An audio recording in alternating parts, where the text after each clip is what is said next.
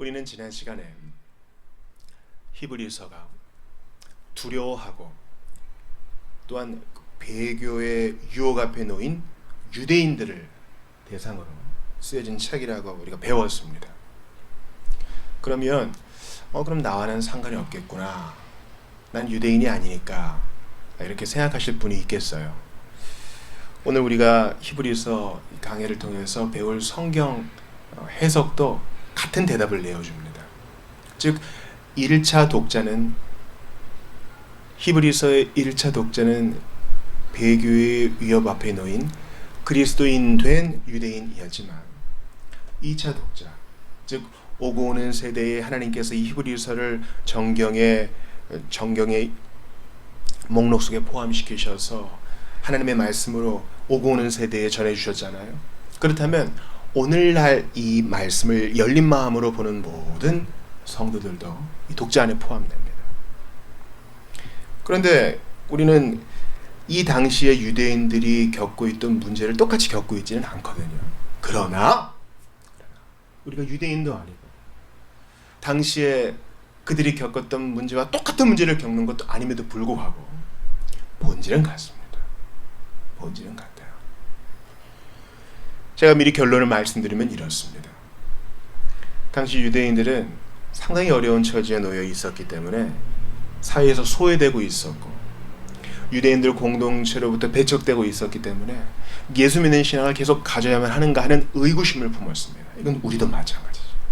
우리 유대인 아니지만 그리스도인으로서 21세기 한국 사회를 살아가면서 우리가 얼마나 많은 위험과 유혹 앞에 노출되어 있어요. 계속 믿어야 할 것인가?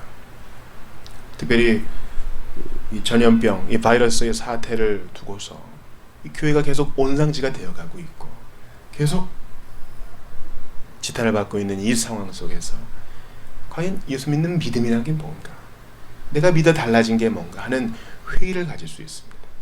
그리고 언론과 또 매체, 특별히 SNS를 통하여 예수 믿는 신앙이 이렇게 공격을 받을 때 움츠러드는 것은 히브리서의 1차 독자나 우리나 마찬가지입니다. 우리는 지난 시간에 예수님이 얼마나 신성을 가지신 분이신지에 대하여 7가지 특질을 보았죠. 물론 예수님은 이보다 훨씬 더 많은 신성의 성격을 갖고 계시지만 유대인들은 이 7이라는 숫자를 완전수로 중히 여겼잖아요. 그래서 일부러 저자는 성령의 영감하에서 7가지를 추립니다. 그리고 우리가 오늘 보는 4절부터 14절 사이에서도 7가지의 구약 성경 본문을 인용하여 지금 유혹 앞에 놓인 성도들을 위로합니다. 격려합니다. 우리가 그 말씀을 하나씩 보죠. 첫 번째는 5절에 있죠. 너는 내 아들이라 오늘 내가 너를 낳았다. 시편 2편에 나오는 말씀이죠.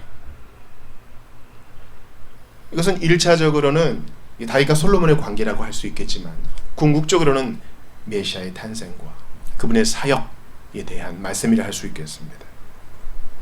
두 번째 말씀도 5절 후반에 있네요. 나는 그에게 아버지가 되고 그는 내게 아들이 되리라. 사무엘하 7장에 이 말씀이 기록되어 있습니다.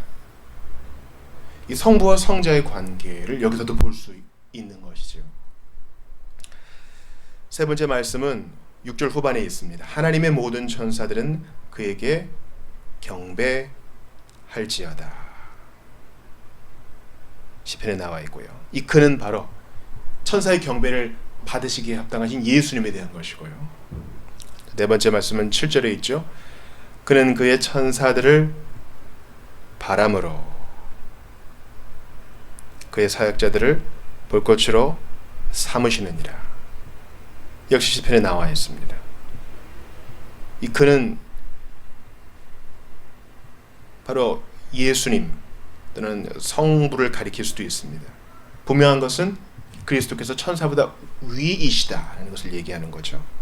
그 다음 성구는 8절에 있습니다. 하나님이여 주의 보좌는 영영하며 주의 나라의 규는 공평한 규이니이다. 주께서 의를 사랑하시고 불법을 미워하셨으니 그러므로 하나님 곧 주의 하나님이 즐거움의 기름을 주께 부어 주를 동료들보다 뛰어나게 하셨도다.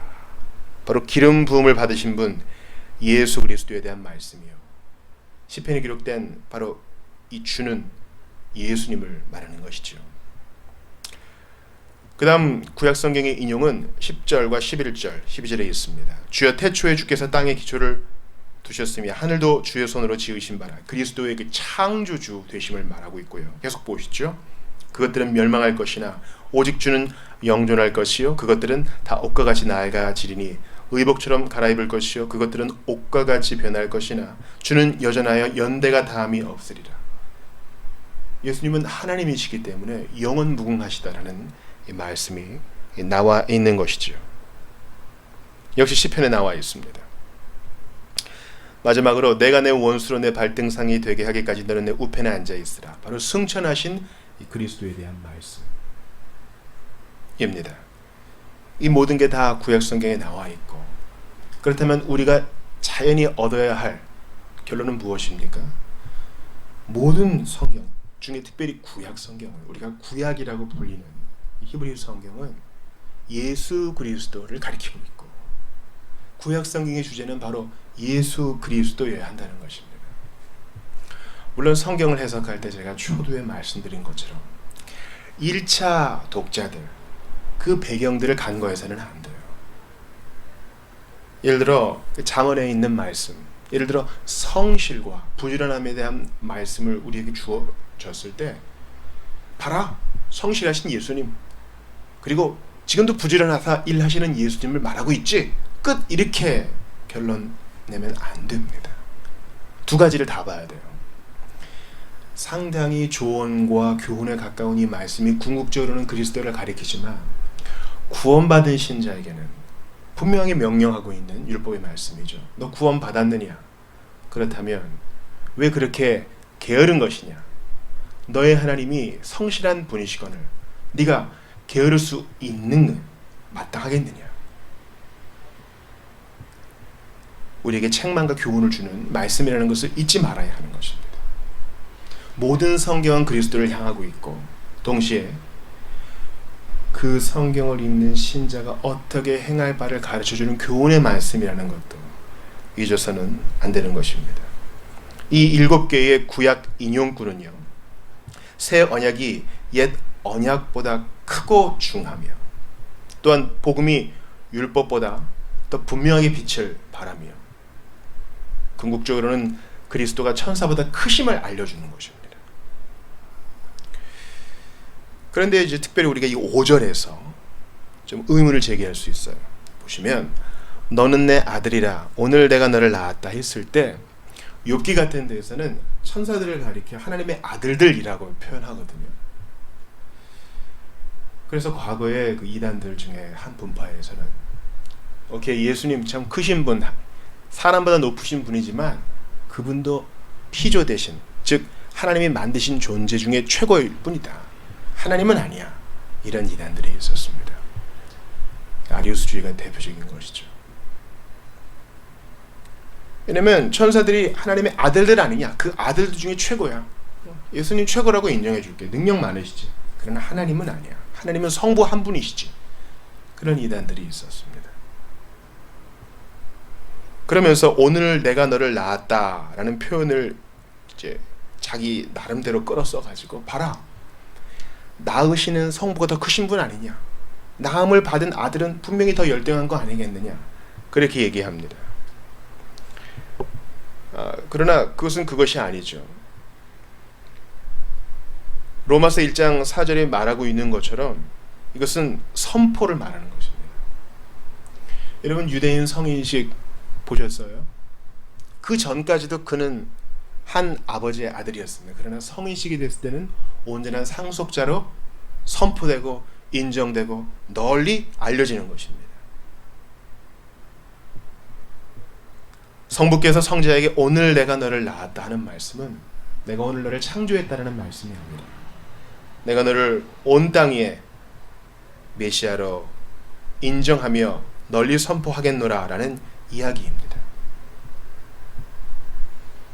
그러므로 예수님은 변함없이 그전에도 그랬고 지금도 그랬고 모든 천사보다, 모든 피조물보다 크신 분이시기에 구약이 가리키고 있는 예수 그리스도를 우리는 마땅히 예배하며 주목해야 하는 것입니다. 이쯤 되면 목사님, 유대인들의 천사 숭배 사상은 인정합니다. 그러나 저희 세대는요, 천사에 대해 별 관심이 없어요. 교리적으로 천사가 있겠죠. 그러나 저희는 천사에 대해 큰 관심이 없습니다. 맞아요.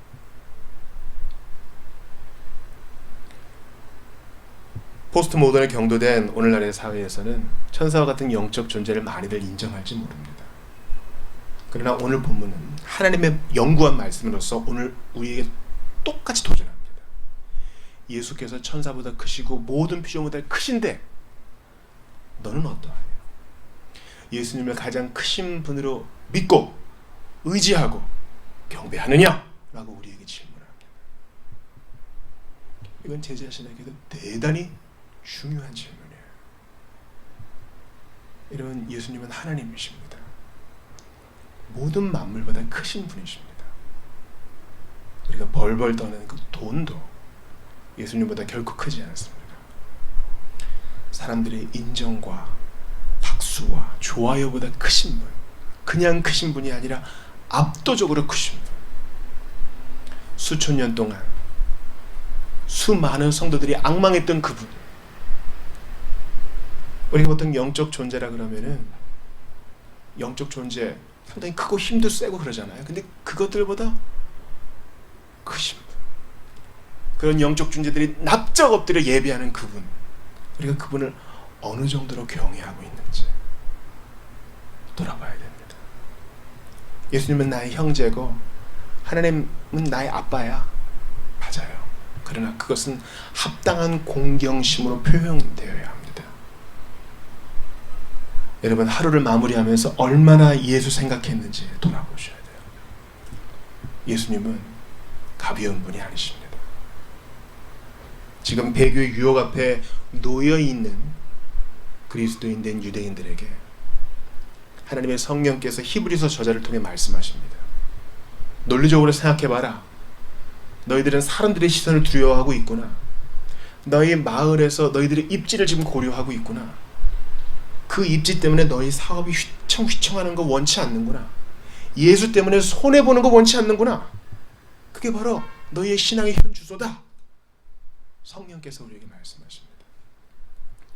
예수님을 부끄러워하면 마지막 심판의 날 천사들과 성도들이 주목하는 가운데 그분께서도 우리를 부끄러워하실 것입니다.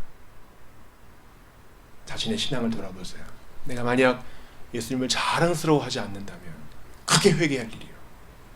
예수님이 내게 모든 것 되시고 지금도 소리 높여 외치고 전하고 싶은 그 이름이라면 마땅히 감사해야 할 것입니다. 예수님을 사랑하세요. 이 설교를 들으시는 분 중에 설교자가 예수 사랑, 마지막 날, 천사 이런 얘기하는데 하나도 못 알아듣겠다 하시는 분들이 있을지 몰라요. 한 가지만 여러분께 말씀을 드리겠습니다.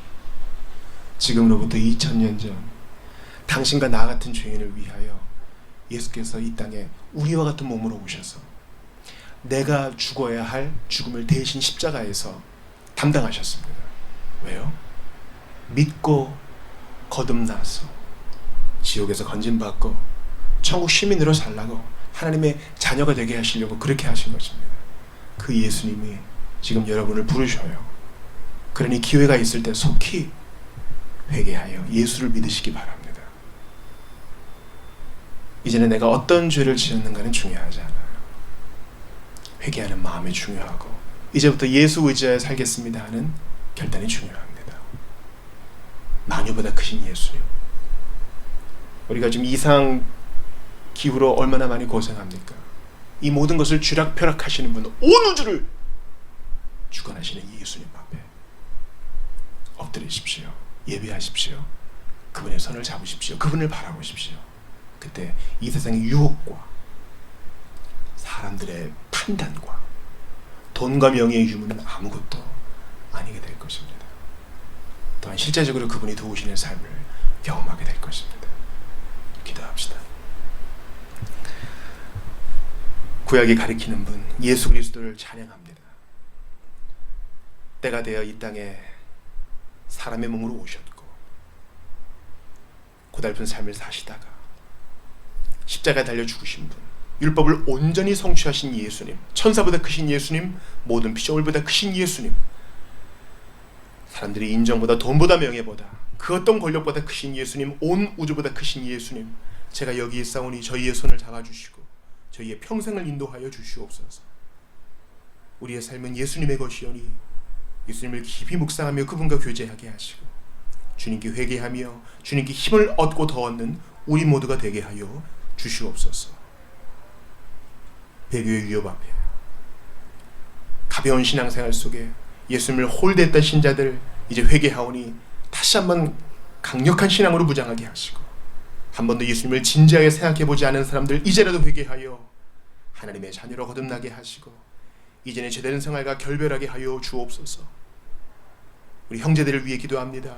교회가 예수 믿는 신앙으로 다시 한번 정결해져서 사회의 지탄으로부터 칭찬으로, 복음의 증거로, 빛된 삶으로 돌아갈 수 있도록 하나님께서 우리를 붙들어 주옵소서. 말씀대로 살게 해주실 것을 원하올 때에 우리 구주 예수님 이름으로 기도하옵나이다.